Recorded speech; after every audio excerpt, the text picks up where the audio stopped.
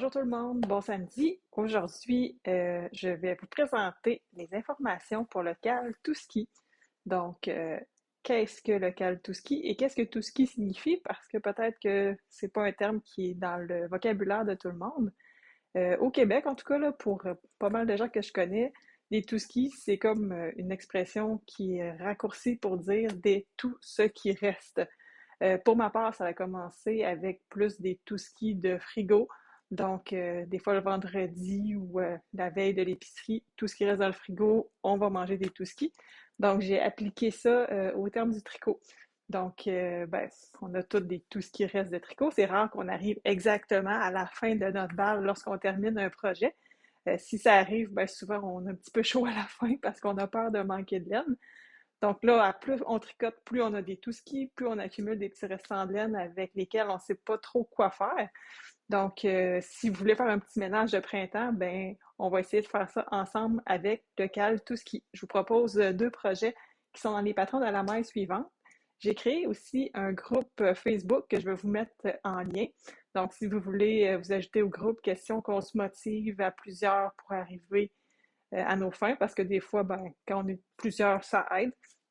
Donc, pour les gens qui aiment les bas, ben, je propose un projet de bas, puis je propose aussi un projet de châle, puis je vous offre un rabais aussi là, si vous participez à ça.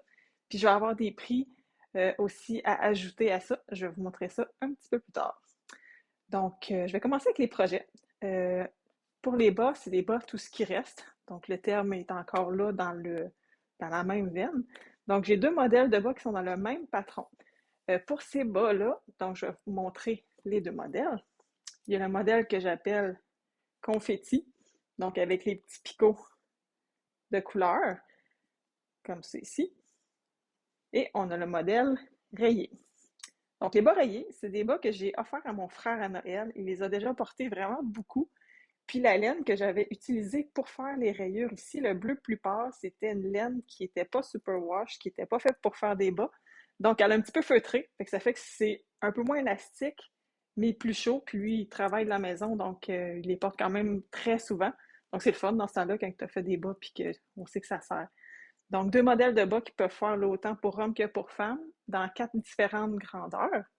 Pour ce qui est de la taille de la laine que vous pouvez utiliser, la grosseur, dans le fond, de prédilection, c'est grosseur DK avec des aiguilles 4 mm.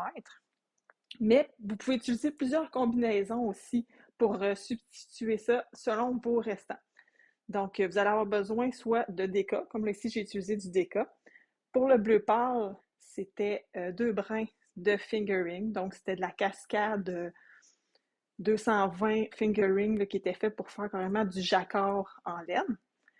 Ici, dans le fond, même chose, là, c'est deux brins de fingering, mais plus à ce moment-là avec du nylon. Donc, pour faire les bas, pour la partie qu'on porte qui a tendance à plus user, je vous suggère d'utiliser des laines qui vont contenir soit du nylon, de la soie, ou peut-être même des fois du mohair aussi, pour ajouter de la résistance. Tandis que pour la jambe, ben, n'importe quel restant peut faire l'affaire parce que c'est pas une partie qui va user. C'est peut-être au niveau de l'entretien qui va faire une petite différence. Comme là, ici, ça a feutré, ça fait super beau, mais quelqu'un qui voudrait pas que ça feutre, ben à ce moment-là, plus utiliser des laines qui vont être lavables. Pour ça ici, ben c'est entièrement deux brins de fingering, donc de fil à bas que j'ai utilisé. Ici, c'est tous des restants de Julie Asselin. C'était les restants de mon châle le Slip Stravaganza de Stephen West. Il m'en était resté dans toutes les couleurs, puis ben, j'aimais beaucoup ces couleurs-là. Je voulais pas gaspiller ça, donc je me suis fait des bas pour aller avec mon châle. Je les mets pas nécessairement en même temps, donc on utilise le maximum de restants. Et là, je vais vous montrer les couleurs que je vais utiliser pour faire mes bas pendant ce cal-là. Donc là, j'ai fouillé dans mon inventaire des couleurs qui allaient bien ensemble, puis je vais essayer d'autres sortes de mélanges. Donc là, ici, j'ai un brun, dans le fond, un single ply, fait qu'un 100% laine. Donc, c'est sûr que c'est pas le fil que je vais utiliser pour faire le dessous du bas. Ça va plus être au niveau de la jambe pour les rayures. Donc, on a des teintes, là, on voit là, dans les roses, jaunes, orangés. C'est un reste d'une camisole que j'avais fait à ma fille il y a déjà un petit moment. Je vais vous montrer les couleurs plus en détail, comme ça. Et ce fil-là, je vais le mélanger avec du mohair jaune fluo. Donc vraiment là, très très flash. Donc là, je ne sais pas encore, peut-être que je vais aller pour le pied si je vais avec le jaune. Je vais faire des tests pour voir là, qu'est-ce qui semble le plus intéressant. Ensuite, j'ai un fil à bas qui me reste. C'est mon modèle pêche et bambou que j'avais fait avec la laine Jenny King. Donc, un fil à bas à ce moment-là que je vais utiliser. Ça va être vraiment pour le pied. Donc, là, pour la partie comme ça ici, je vais venir utiliser le pêche deux brins ensemble parce que c'est un fil à bas. Ensuite, j'ai un restant ici. Je pense que ça, c'était les kits Biscotte Paintbox qui avaient plusieurs couleurs. J'avais fait un projet de tuc, puis ben, il m'en intéressait dans toutes les couleurs. Donc ça, c'est le rose. Je viens de voir, il y a eu, je pense qu'il y a eu du chocolat dessus. Donc un rose pâle avec des genres de petits picots un peu brunâtres. Donc ça va quand même s'agencer bien avec mon autre couleur. Et finalement, la Julie Asselin. Donc ça, c'était mon chandail mon air original, celui-là qui est passé là, dans la laveuse avec des serviettes par accident. C'est la couleur Sabine. Donc, il m'en reste un petit peu des teintes de menthe, rosé, beige. Donc, ça va être mes bas tout ski et je vais faire le modèle à rayures. Donc, ce qui est important pour, dans le fond, faire ce projet-là, en fait, primordial, c'est d'avoir une petite balance qui va peser votre laine en grammes ou une unité de mesure qui va quand même être petite parce que c'est pas des gros montants. Ça, il y en a partout. Là. Honnêtement, je me souviens pas d'où elle vient celle-là, mais vous pouvez en trouver quand même à différents endroits, là, dans les grandes surfaces, même des boutiques de laine, des fois, qui ont aussi des balances. Ça vous permet de peser votre laine avant votre projet, de savoir combien ça va vous en prendre pour faire un bas et savoir si vous en avez assez pour le deuxième. Puis, je vous ai mis des références dans le patron. Puis, les testeuses qui ont testé le patron aussi ont inscrit les restants utilisés. Donc, ça va vous permettre de savoir à peu près. C'est sûr que c'est jamais précis parce qu'il y a personne qui tricote avec la même tension, la même longueur de pied nécessairement aussi. Mais on sait que, mettons, pour cette partie-là dans le modèle, ça prend environ cette quantité-là. Donc, en pesant votre laine, ben, vous allez pouvoir maximiser aussi l'utilisation de vos restants de laine. Donc là, c'est pas mal ça pour les bas. Dans le fond, modèle là, assez traditionnel, il est parti du haut vers le bas. Pourquoi je l'ai fait comme ça? Ben, pour deux raisons. Avec les années, j'ai appris les deux techniques.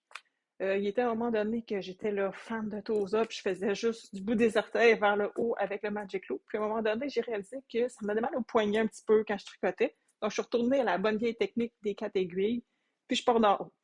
C'est juste, en fait, pour ça, mais les deux méthodes sont quand même très bonnes. Là. Rendu là, c'est vraiment une question de préférence. Puis quand il y a des modèles qui sont faits du bout des orteils, ben, je sais les faire aussi.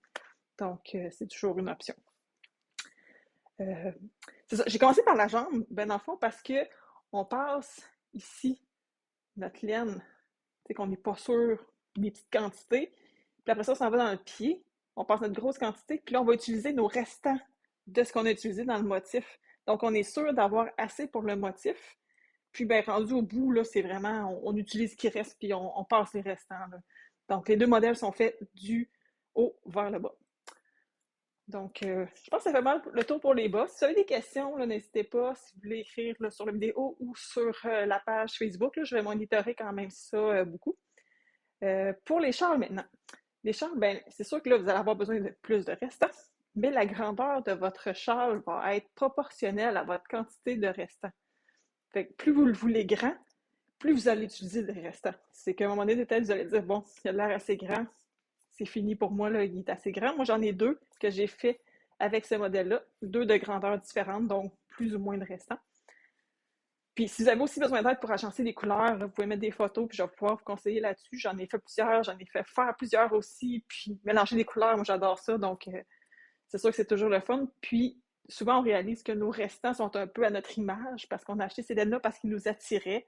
C'est sûr que des fois, c'est pour faire des cadeaux, mais même à ça, c'est rare qu'on achète des couleurs même pour faire des cadeaux qu'on aime vraiment pas. Je dis pas que ça arrive jamais, là, mais il y a moins de chances. Donc là, c'est le petit châle tout ski, des deux, en fait. Donc ça ici, j'ai deux sortes de laine grise. C'est pas super évident, mais j'ai passé deux restants de gris. Donc un gris, le premier, qui avait un petit peu de stélina. Puis à la fin ici, c'était un mélange avec du coton que j'ai utilisé pour finir mes rayures. C'est un châle qui est tricoté à partir du centre ici, et là, on augmente en faisant des V, mais c'est des V qui sont faits asymétriques, parce que chaque couleur est fait en augmentant plus d'un côté que de l'autre. Fait que là, on voit que le Bourgogne en haut, il est juste ici. Ensuite, on a l'autre couleur là, qui est partout. Ensuite, on a le turquoise qui est juste à droite. Puis à la fin, le mauve, la dernière couleur, qui est des deux côtés. Donc, dépendant de la quantité de vos restants, mais ces sections-là qui sont d'un côté seulement vont faire que votre châle va avoir une forme différente aussi. Ça va faire quand même un grand V là, un peu circulaire. Mais si vous aviez, mettons, plus ici de turquoise, mais cette section-là aurait été plus longue. Donc, ça aurait été plus long de ce côté-là que de l'autre. C'est vraiment, chaque châle est unique en fonction des restants.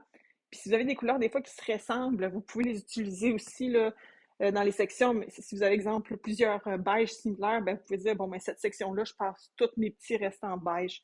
Fait que ça peut être bien pour passer vraiment beaucoup là, de petits restes. Même si vous n'avez pas assez pour finir un rang, ben, on continue avec la nouvelle couleur.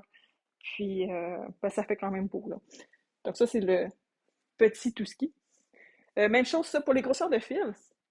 Dans le fond, c'est grosseur fingering. Mais dans ça, j'ai beaucoup de lace doublée, puis ça peut être aussi jusqu'à du sport.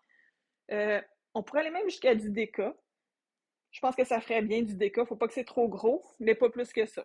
Fait que faites un petit test. C'est sûr que la partie déca va être plus dense, mais je crois pas que ça serait laid nécessairement. Donc là, le deuxième châle Touski, celui-là, je l'ai tellement porté. C'est un châle que j'ai mis avec tous mes vêtements, tous mes manteaux, parce qu'on dirait qu'il y avait toutes les couleurs tout le temps parfaites pour aller avec ce que je portais, parce que c'était vraiment mes couleurs. Donc, je l'ai fait avec le coton du premier châle qui me restait. Donc là, ici, un coton là, qui est comme une grosseur sport. On voit que j'ai quand même une thématique couleur là, dans les turquoises, roses, lime et gris, noir. Là. On dirait qu'on se retrouve pas mal toujours avec nos préférences. Donc, celui-là est un petit peu plus grand. On voit là, il faut que je m'étire les bras plus longtemps pour arriver au bout. Mais il n'est pas très large nécessairement ici. C'est pas un grand V. Fait que pour porter, c'est vraiment plaisant. Parce qu'on est capable de faire le tour, ramener les pointes, puis les pointes sont quand même assez longues devant. Fait que ça n'a pas tendance à toujours débarquer de sur les épaules. J'ai quelqu'un qui l'a fait qui était le double de celui-là. C'était quasiment une couverture, tellement il était grand, mais c'était magnifique aussi. Donc, allez-y allègrement avec vos restants finalement. Donc, ça, c'est le châle, donc, tout ce qui reste. Concernant les aiguilles, là, on parle d'environ 4 mm. Ça dépend aussi des restants que vous avez. C'est sûr que si vos restants ont plus tendance à être grosseur sport fingering, ben comme c'est un châle, la grosseur des aiguilles est moins importante. Fait que vous pouvez peut-être grossir vos aiguilles. Fait que ça, allez-y là, vraiment selon ce que vous aurez sous la main. Ce qui va faire beau aussi comme effet. Donc, pour le châle tout ski. Oh, j'ai un petit Anakin qui veut m'aider. Et donc, c'est mon assistant réalisateur, ceux-là qui l'ont vu sur Instagram, il était couché tantôt au-dessus de mon ordinateur. Fait que petit chat noir avec une petite tache blanche. C'est un petit chat qu'on a adopté l'été dernier. Il y a un an et demi. Il y a eu un an au mois de janvier. Je sais pas si souvent les tricoteuses sont fans de chats, là, mais l'histoire dans ça, c'est que dans le fond, on l'a pris dans un refuge qui est dans notre ville ici. C'est un petit chaton qui avait été récupéré avec ses frères au mois de janvier avec la mère là, qui avait été abandonnée. Fait que disons qu'il se porte très bien avec notre famille, il n'est pas trop malheureux.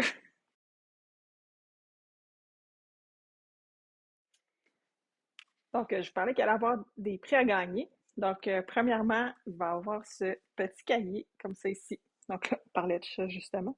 Ben, vous allez sûrement reconnaître le style de Catherine Pelletier Illustration. Donc, un petit cahier là, avec les feuilles, vous pouvez prendre vos notes de tricot ou ce que vous voulez. Moi, je le laisse traîner parce que je le trouve juste vraiment beau puis il fit dans mes couleurs. Et on va avoir des petits marqueurs. Donc là, ici, c'est des petits marqueurs avec comme des petites bourses pour des aiguilles là, quand même assez grosses. Donc, je commence avec ça. Il y a peut-être d'autres choses qui vont s'ajouter aussi là, avec le temps.